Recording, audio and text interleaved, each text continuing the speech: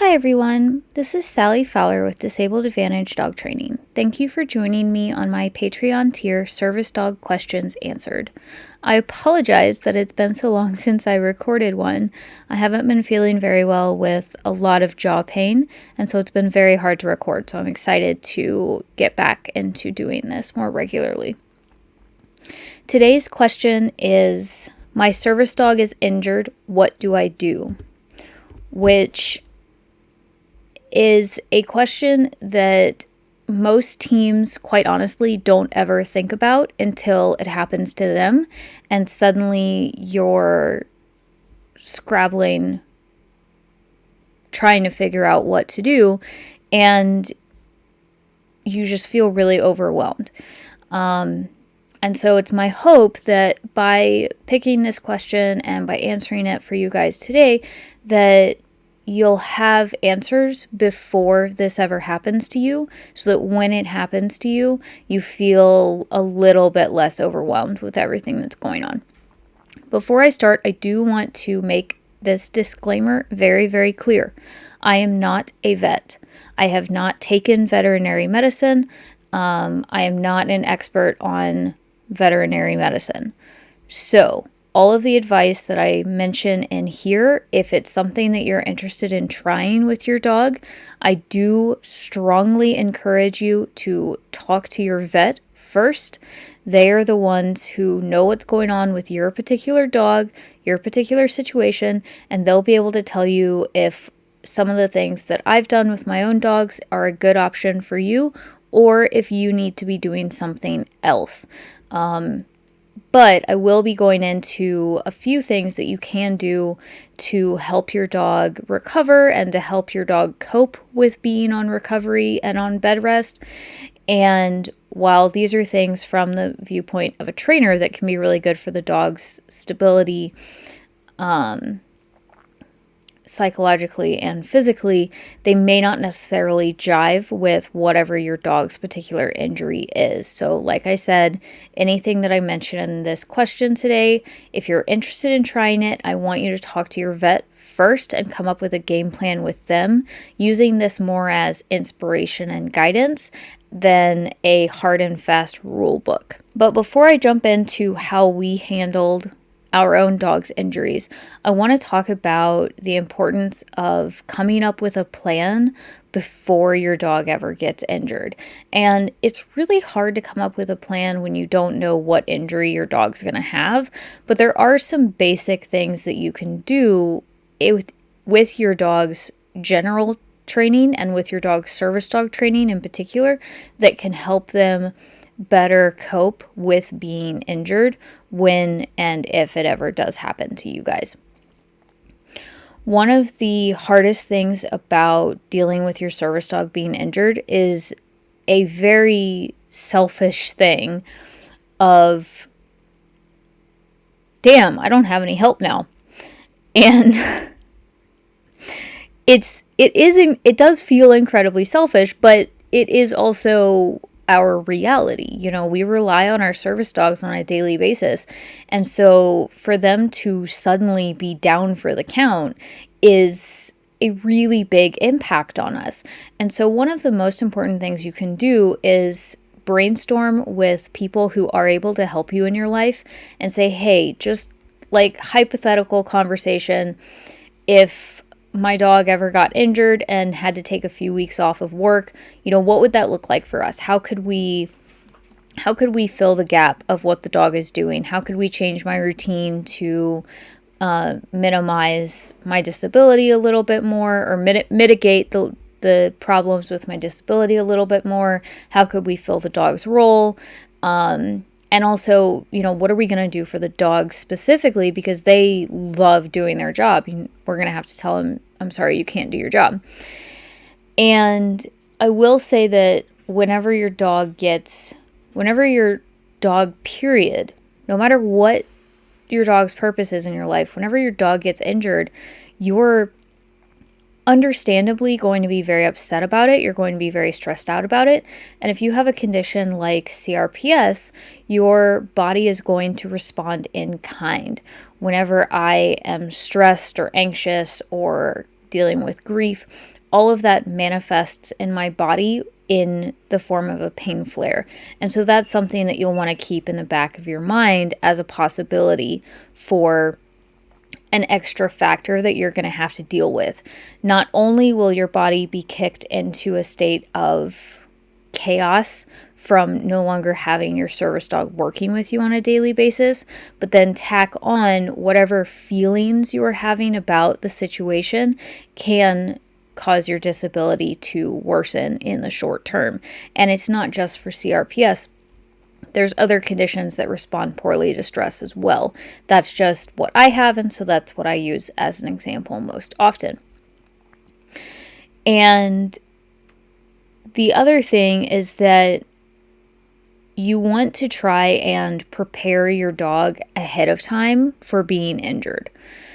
And that sounds weird because ideally you don't ever want your service dog to get injured. You don't ever want your service dog to get sick. But the truth of the matter is that we use our dogs more rigorously and more consistently and regularly than a pet dog gets asked to do things that might be strenuous or repetitive for their bodies. And so we have to go overtime to make sure that we can handle our dogs when they're injured without them snarling at us, without them biting us, without them being overly obstinate, because they are a working animal, and working animals do break down from time to time because of the demands being placed on their body. And it doesn't mean that we're bad dog owners. It doesn't mean that we're bad handlers. It doesn't mean that we failed our dogs. It's just how this goes. And if you grew up in the horse world like I did, you know horses are terrible for this. I mean, you turn a horse out in the field, say, okay, goodbye, have a nice day. You turn around, and 5 seconds later, they've found something to impale themselves on or kick, and they've broken their leg, and you turned your back for maybe a minute, maybe even less. Horses are terrible for this, and that's, companion horses and performance horses alike. Honestly, I've seen more injuries in performance horses than companions. Sometimes I kind of wonder if they know how much they're worth and do it just to have fun. But working dogs are kind of the same way. You can be going along and you think everything's fine, and then they play too hard. They land weird. You change something about their routine and they take a misstep. Whatever it is, they get injured, and now you got to deal with it. And if you haven't done training on the front end to prepare your dog for being handled and for being calm, it's going to be a lot harder for you to manage your dog while they recover from an injury, or to manage your dog while they go through retirement, if that's where the injury takes you guys. And what I want you to think about is, so far we've got 3 things here. When your dog is hurt, you understandably are stressed out and worried about your dog. When your service dog is hurt, you are suddenly without medical assistance, and your service dog is there to help mitigate your disability. And so if your disability responds poorly to stress and grief and anxiety, and you're worried about your dog and you don't have medical assistance, your condition is going to get worse and flare up in the short term, while you also don't have the assistance to help cover the worsening flare. And also, you're going to have to do extra stuff to take care of your service dog to return them to working fashion, which is going to put an extra strain on your body and your disability, making you worse for the short term. That's a lot of stuff going on. And if your dog is fighting you every step of the way, if they're not being cooperative, if they won't rest, if they're difficult when they're in their crate, all of those things are going to add stress to your plate while you're trying to manage your emotions, your stress levels, your disability, and taking care of your dog the best way that you possibly can. And So training on the front end can help minimize at least one of those variables, and it can make a really big difference. Before I jump into having a plan, I do want to specify that this post is more so about just general run-of-the-mill short-term injuries and less about an injury that leads to retirement. Because an injury that leads to retirement is going to change how a team responds based on the team. Some teams may need to rehome their dog if it's an injury that's going to take too much medical care or too much money and the team can't afford it, or if the team is disabled to the point where taking care of two dogs is simply impractical or dangerous. Other teams might be able to keep the dog and do the rehab and do the injury recovery themselves, but the dog would still be retired and they would still have the extra burden and the extra disability trigger of needing to take care of a injured, kind of broken down dog while also training and breaking in a new wild, crazy puppy service dog and training candidate. So this post is going to focus on just run-of-the-mill injuries. Your dog ran into something, your dog got a sprain, maybe your dog broke its leg, maybe your dog got bit by a snake, whatever it is. These are suggestions to help you start training now to help you and your dog be prepared in the event something does come along the way one day that causes a setback for you and your dog, and you have to be without your dog's assistance for a week or maybe a few months. You just never really know. One of the most important things you can do for a service dog, or any dog really, is taking the time to crate train them. And what that means is taking the time to teach your dog how to like being in their crate, how to confidently go into their crate on command, and stay in there even if the door is open, how to go in their crate and relax, sleep, chew on a toy, just exist quietly, but not go in a crate and get frantic. No pacing, no whining, no barking, none of that nonsense. Just go in the crate and immediately relax. That's one of the best things you can teach your dog, because depending on the injury and depending on your schedule, there's a higher chance that your dog could be in their crate for long stretches of time while they recover, because it's simply the best way to contain them to avoid re-injuring themselves or overdoing it, being too strenuous. If you haven't taken the time to teach your dog what a crate is, how to respect the crate, how to not destroy the crate, how to be calm in the crate, then you're going to be trying to do all of those things while your dog is stressed out from being injured, and that's not a great combination. It's not going to work well for either of you. It's not impossible, but it's going to be really stressful and it's not going to work well. The second thing, and if your dog is just a master escape artist, there are a few things you can do. You can zip tie your wire crate to reinforce it. Just make sure you cut down the zip ties and turn them away so your dog can't get hurt on the zip ties. The other option is to get a type of crate that a dog can't escape from, like an impact crate or a gunner kennel. Those are two, they're more expensive crates, but they are extremely durable and they have really, really good positive reviews on them. Just because a previous dog didn't like a crate or a previous dog managed to escape a crate is not a good enough reason to not crate train your current dog, because every dog is different and all dogs can benefit from crate training.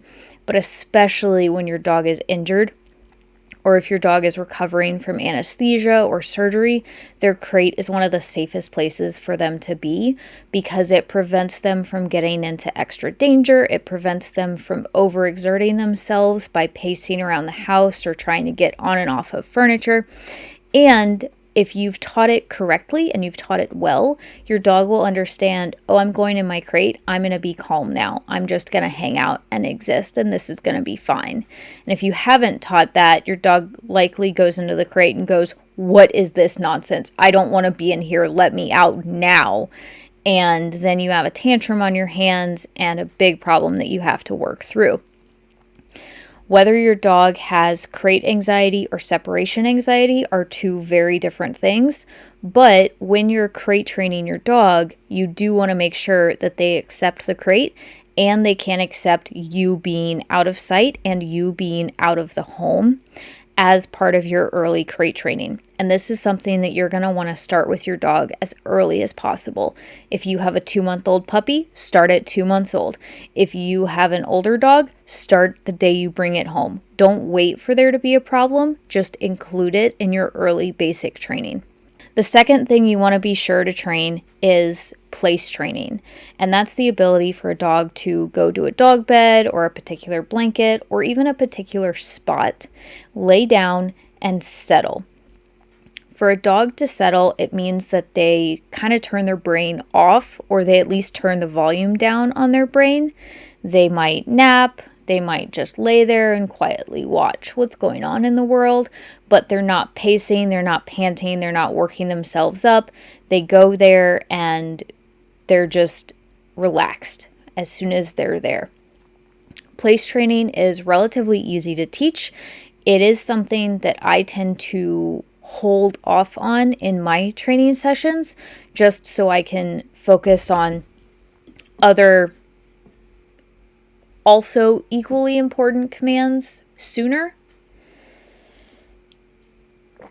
When I was making my training courses, I had to pick what commands seemed to be the most important to cover first, and place is not one of them. Not that I think place isn't important, but just because there are other things that are slightly more pressing than place, and that help if I teach duration with sit and down first. Teaching place with duration actually goes a lot better than just immediately jumping into that command. So when I teach place, I do it with a leash. I don't use treats. I don't use toys. I don't use anything that's going to make the dog associate place with being in an excited state of mind. Whenever the dog finally understands place and no longer tries to be excited there, then I might give them a toy on place as long as they can remain in that spot and just kind of hang out there while they chew on their toy. The other thing you want to be sure to train right from day one is handling. And this is your dog's ability to be neutral. So your dog's ability to not care when you touch their ears, the inside, the outside, you rub their ears, you put ear cleaner in their ears, you hold a bottle next to their head, you check their eyes, you check their nose, you check their teeth, you look inside their mouth, you run your hands down their legs, you run your hands down their paws, you squeeze their legs gently, you gently hold the toes apart and look in between each one. You run your hands all over their body. You maybe apply gentle pressure in various points all over the body. All of this training is going to help prepare your dog for the day when you are doing a body check on them to figure out where they hurt themselves. Whatever pressure point you touch and they react to by whipping around and looking at you or tensing up or whimpering, that's the spot that is potentially hurt. This also helps you be able to handle your dog when they're in a state of distress, because the more you do it when they're calm and young and accepting of all of the things soaking into their brain, the more used to your dog, the more used to you handling them your dog will get. And so when you go to handle your dog when they're in a state of distress, they're more likely to trust you and be malleable and cooperative with you as opposed to trying and working against you. It also works to help your vet. If your dog doesn't like having their paws handled, but they slice their paw open, it's going to be much harder for your vet to safely handle your dog and safely care for your dog if your dog's actively trying to be aggressive or reactive or pulling their foot away or just not being cooperative in general. And you might be thinking, well, I have a service dog. They're not going to ever growl at anybody. They're not ever going to bite anybody. That's a great sentiment. And it would be fantastic if that was true. But the reality of it is that while 99% of the time, your service dog should never show their teeth at anybody or act aggressive or reactive in any manner, the 1% is reserved for times when they're in severe pain or severe distress, because at that point, their impulse control might get tossed out the window. And it's not necessarily an okay thing, but it's also not their fault. And we need to respect that. You know your dog. I knew that my first dog, Robbie, wasn't going to bite anybody because we pushed his threshold pretty far on one occasion, and we knew what he was capable of when he was in distress, and we knew how reliably he would act when he was in distress, and he never did bite anybody, even when he was in extremely severe pain at the end. But other dogs might be different. And so that's something to take into consideration. Yes, you have a service dog, but if you do a bunch of handling now and you do the place training and you do the crate training and you do everything you can now to build a really, really comfortable, resilient dog who's okay with being handled, who's okay with being touched when they're in distress, and who can go to a specific spot and settle down and stay calm, you're going to be setting them up for success if and when they do injure themselves and have to take time off from their job or get a vet exam done. The final thing that you want to do is try to experiment with your dog to figure out what puzzles or games that they like that are low key. What I mean by low key is that your dog can do it laying down or your dog can do it in a sit, not so much things where your dog is running all over the house searching for a treat or searching for a toy. Ideas to include for you are slow feeder bowls that you freeze a meal in, food toys like a wobble toy that they push with their nose and it drops out a piece of food. You can get puzzle board games where dogs have to push or pull or pick up objects in order to open little treat hatches and other things like that. Now, a lot of these are going to be dependent upon your dog's injury, and there are some things where some of these change. When Robbie injured his shoulders and we ended up retiring him, putting him in his crate or putting him in place actually were not great for him. They helped on occasion, but I had to set timers and ask him to only be in place or only be in his crate for about 30 minutes to an hour and then get up and do some sort of light rehab with him. I did balance games on pillows so that it was easier for his joints to do, and then go back and put him in place or put him in his crate. And the reason why was that his shoulders, the way he was injured and the type of pain he was in, the more sedentary he was, the worse his pain got and the harder it got for him to stand up and move around. And so we kind of had to turn everything on its head and keep him moving throughout the day in short bursts while combining it with short bursts of being calm and settled. But he wasn't allowed to just incessantly pace the house. We'd usually put him up in one room of the house so that if he wanted to wander in the room, he could, but he wasn't allowed to just incessantly pace without thought in the house. And if I caught him doing that, I would usually intervene by inviting him to play a game or something else. Now, this is where also getting your dog ready for injury changes from normal training. Under normal circumstances, if your dog is not injured, I recommend sending your dog to place if they're doing restless behaviors like pacing or pacing and whining. But if your dog is injured and being stationary is bad for them and makes their injury worse, then if you catch them pacing, you redirect that pacing energy and that desire to move into a low-key activity that lets them move without hurting them worse, and then they might be ready to lay down someplace comfortable and rest for a little bit afterwards. When we've had 4 injuries over the course of about 8 years now, the first injury we ever had with Robbie was absolutely terrifying. Robbie had a folding craft table that we used as a training table, and it had a ramp on it.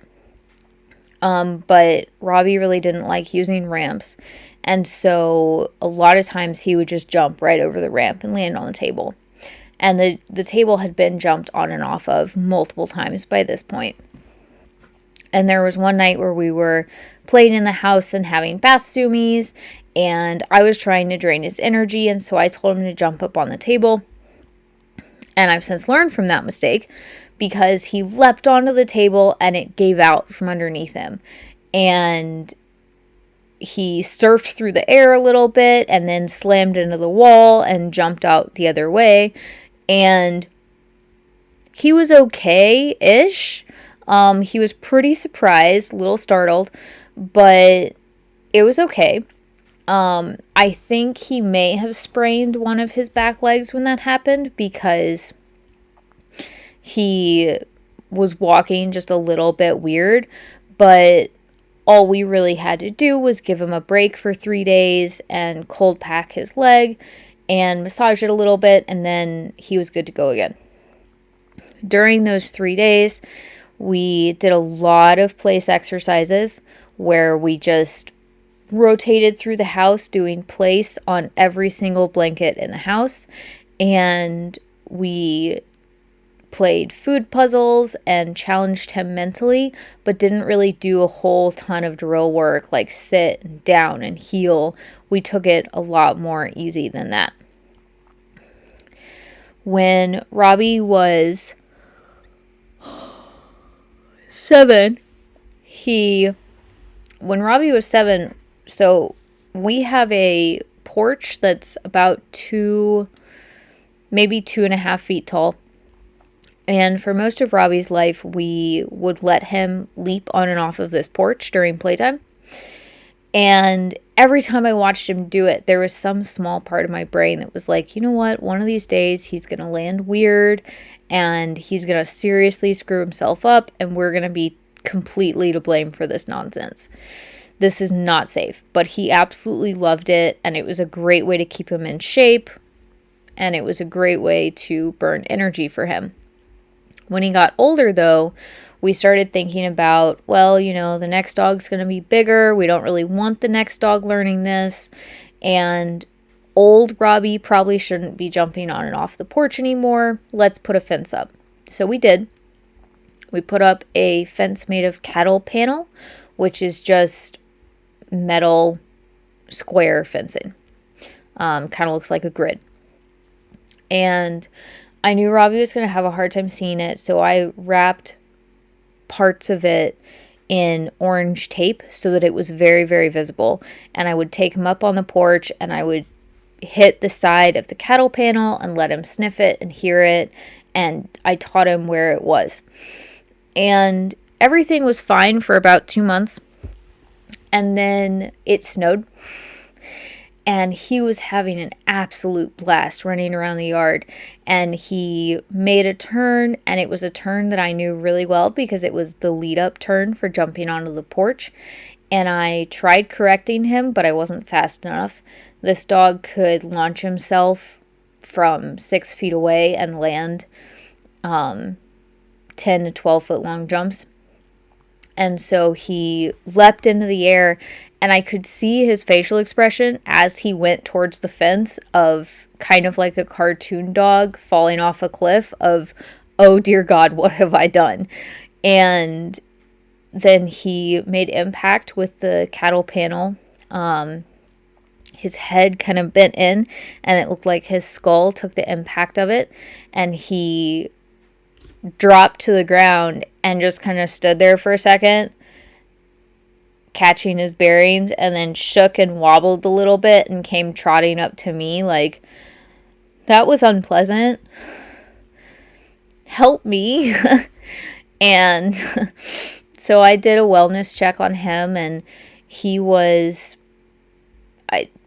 honestly, for all we know, he probably could have had a dog concussion.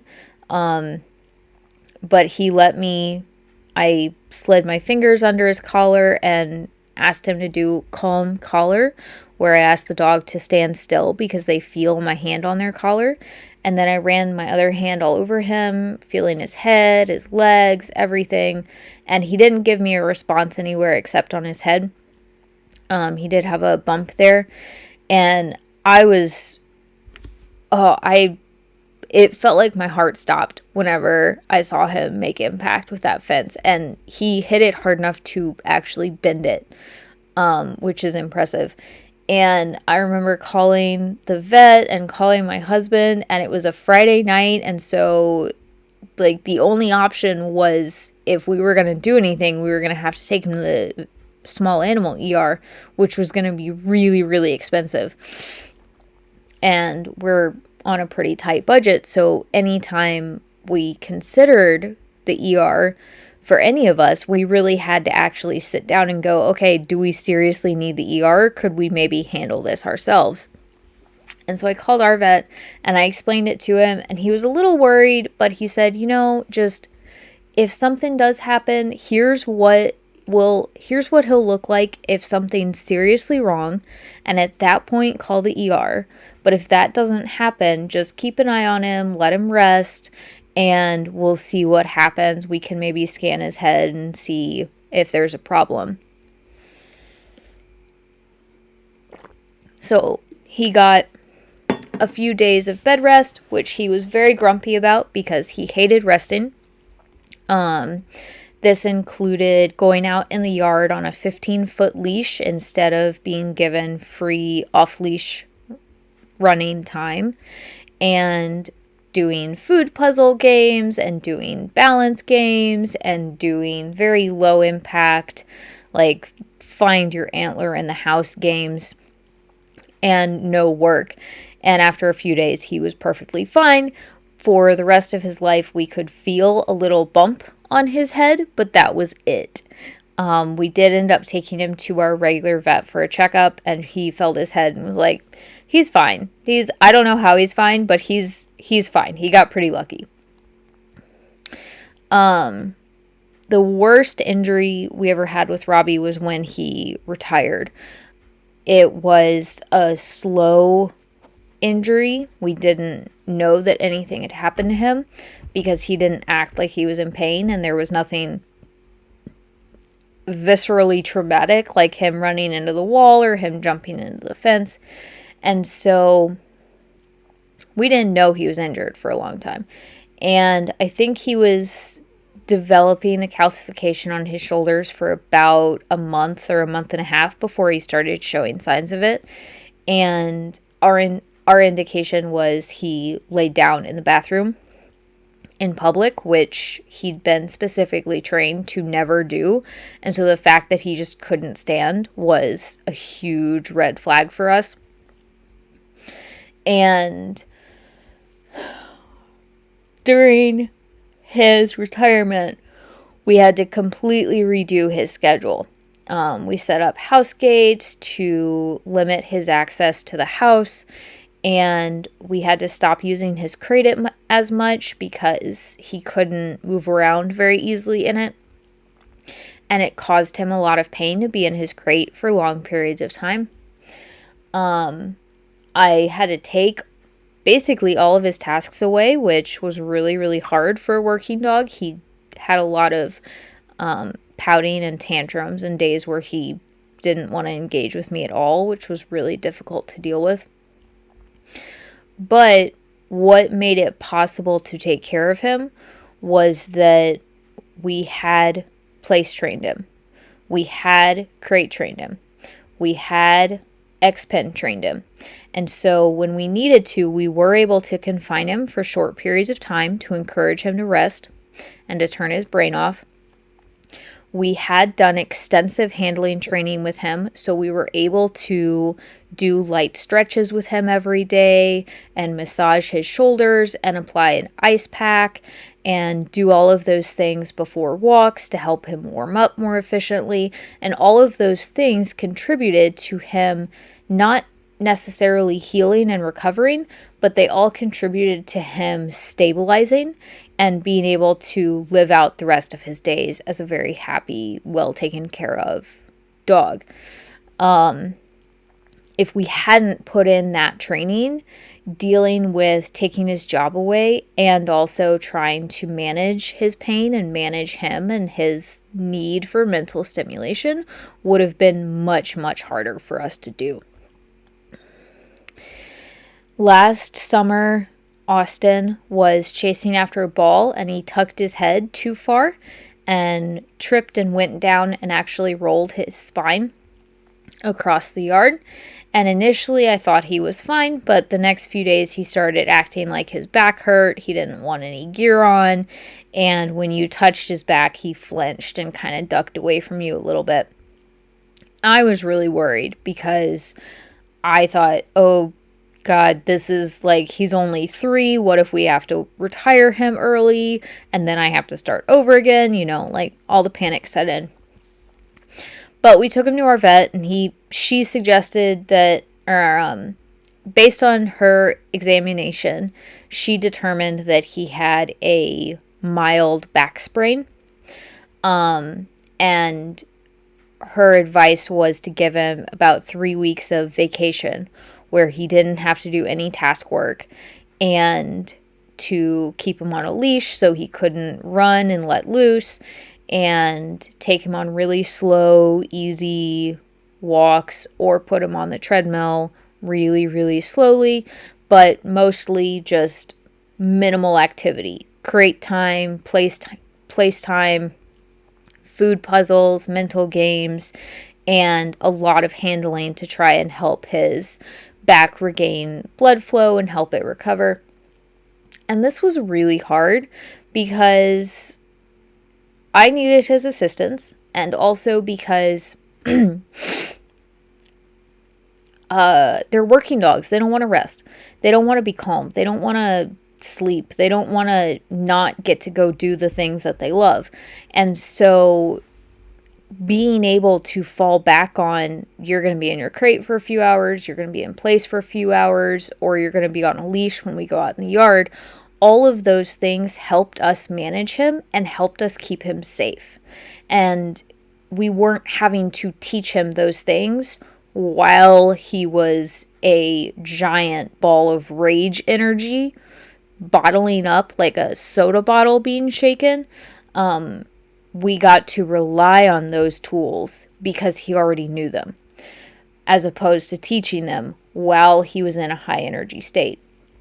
And what I know about Austin and what I knew about my previous dog was that when both of them were in really high energy states, maybe they hadn't gotten enough outlets during the day, whatever, they both would have a harder time focusing, and they both had a harder time being gentle with me. And so teaching them, with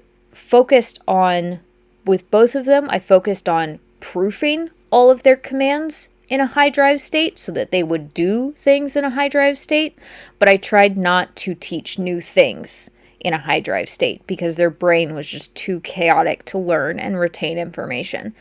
And so the reason I keep saying that is that it's really, really important to take the time when you bring your dog home, and even before you bring your dog home, plan, what can I do to take care of a dog when they're on bed rest? What can I do to take care of myself when my service dog is on bed rest? And including that in their early training. really, really focusing on place training, and place training without treats, place training without toys, so that they learn how to turn their brain off and be okay just existing. And crate training, being okay with being in the crate, being okay with being separated. Because another thing too about having your service dog injured is that when we work with a service dog, we're with our dog basically all the time. I've made a joke before that I spend more time with my service dog than I do with my husband, and we've never actually clocked it out, but it's probably a very close number. And when they're injured, they can't go and do public access with you. You have to leave them at home. And you can leave them in your house loose, but it's not something I recommend, because if you've never taught them all of the ways to manage their behavior throughout the day, they're not gonna be good at it, and they're more likely to get destructive and get into dangerous things. And if they're supposed to be recovering from an injury, they're more likely to aggravate that injury by pacing around the house constantly, or by trying to find you and get back to you so they can do their job. That's how determined most service dogs are to stay with their person and to keep an eye on you and to keep working with you. And so when you have to put your service dog on bed rest, you still have to go to town. You still have to go to the doctor's appointments. You still have to go run errands. Your service dog just can't come with you. And so if you have a crate and you've crate trained your dog and you've separation trained your dog, you will be able to calmly put your dog in their crate, take all their gear off, close the door, latch the door, secure it, double check that it is indeed secure, and then go on with your day without having to worry about how your service dog is doing during the day, because you know that you taught them how to go in their crate and just be okay with existing or sleeping for a few hours. One caveat to that is that, like I said earlier, when Robbie injured his shoulders, being in a crate was bad for him. And so we did try leaving up a house gate and giving him an entire room to move around in. He was not satisfied with that. He actually tried chewing through the metal house gate. So we set up game cameras in the house and recorded what he wanted to do when we left the house. And we didn't go very far. We just went like down the block. And what he wanted to do was he wanted to go sit in kitchen place and be in sentry mode while I was gone, which is something that he was trained to do anytime I would put him in the kitchen and I would go outside briefly. Maybe I couldn't take him outside. Maybe I didn't feel like I needed him. Maybe I was, gambling with the CRPS. Whatever. He was trained to wait in place and listen for me to call him if I needed assistance while I was outside of the house. And so when he was retired and we would leave him home alone, he didn't have separation anxiety. He did when we first got him, but we fixed it.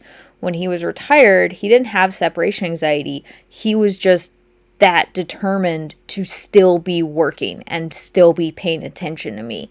And so as long as we let him be in that space, he was fine. And he didn't pace and he didn't get destructive. He just stayed there the entire day and waited in sentry mode.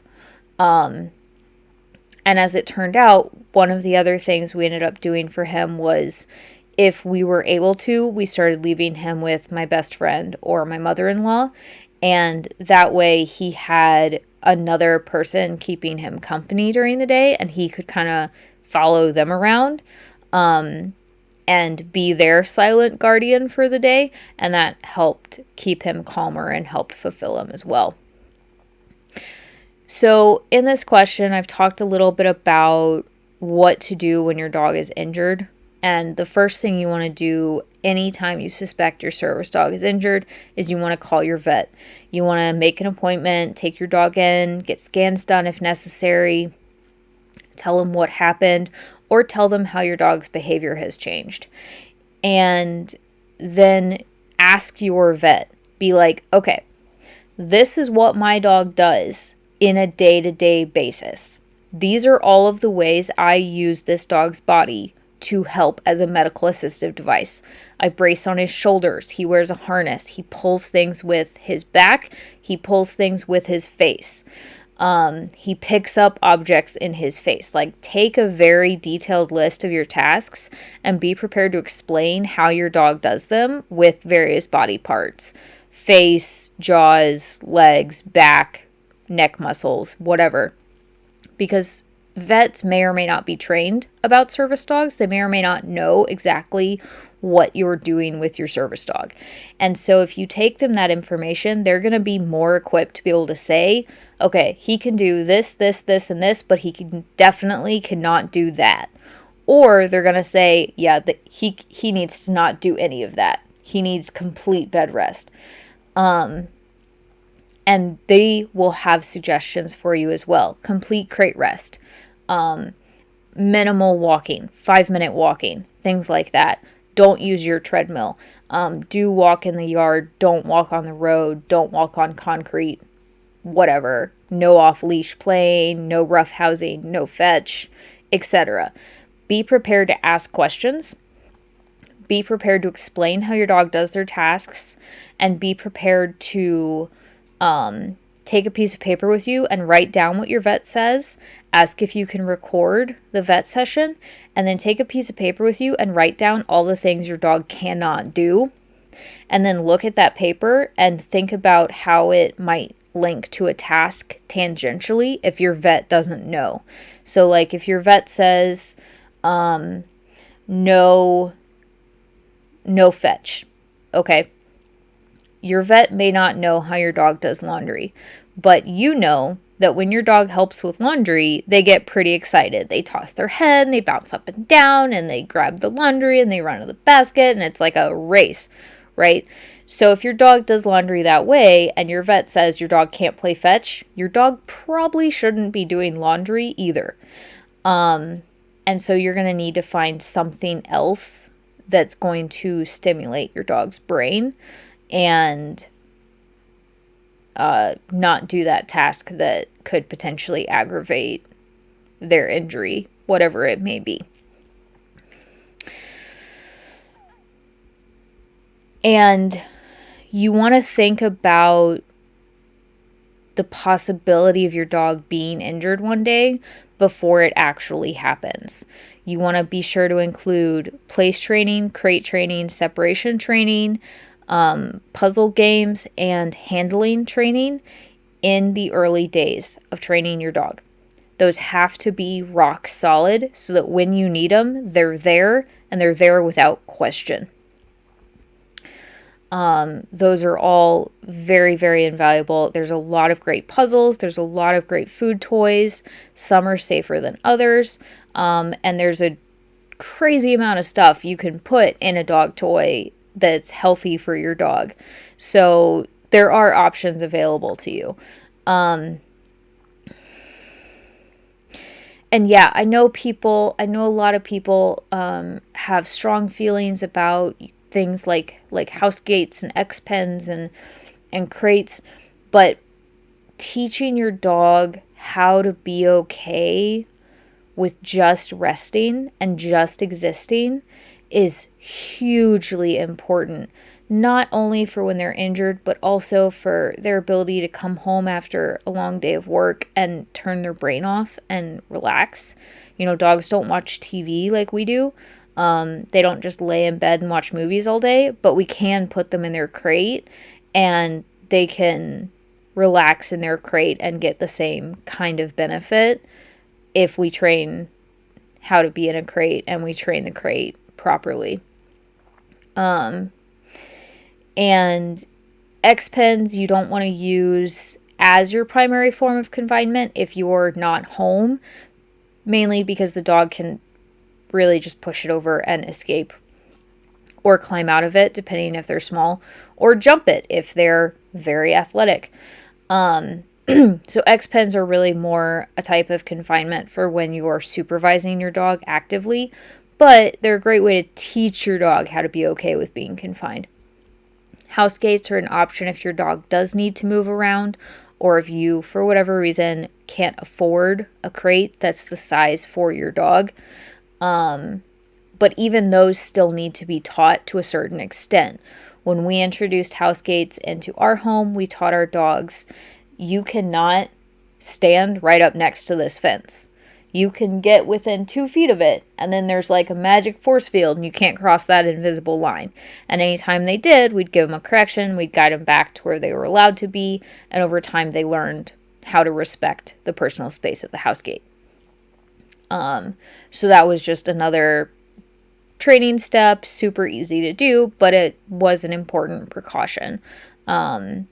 Dogs who don't respect house gates are going to do things like jump on them, chew on them, lean on them, anything that might potentially knock it over or let them destroy it and escape.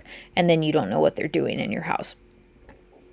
And ultimately, if your service dog is injured, the goal is to get them back to working function and get them back to being healthy and happy and living out their absolute best life possible. If your dog gets injured to the point of needing to be retired, that's a slightly different conversation, because it breaks down into, how am I going to take care of you? Do I need to rehome you? Is it time to just say goodbye? Is this the kind of injury we can't come back from? And that's a completely different conversation. This podcast question is focusing much more on just run-of-the-mill, sprained your leg, sprained your back, jumped into a fence, random stuff that your dog is going to do throughout the course of their life because they are large, goofy, adorable, ridiculous personalities squished into a dog body, and mistakes are going to happen. And when those mistakes happen, you need to try not to blame yourself, because dogs are going to find a way to live their best life and injuries happen. And we can all be thankful that dogs tend to not injure themselves in as many crazy and horrible ways as horses do, which is a refreshing change, honestly. But if you have any questions about how to manage your dog during an injury, or any questions about what I've done with my own dogs when they've been injured, please leave a comment or send me a message. Thank you for listening to this podcast question on what to do if your service dog gets an injury.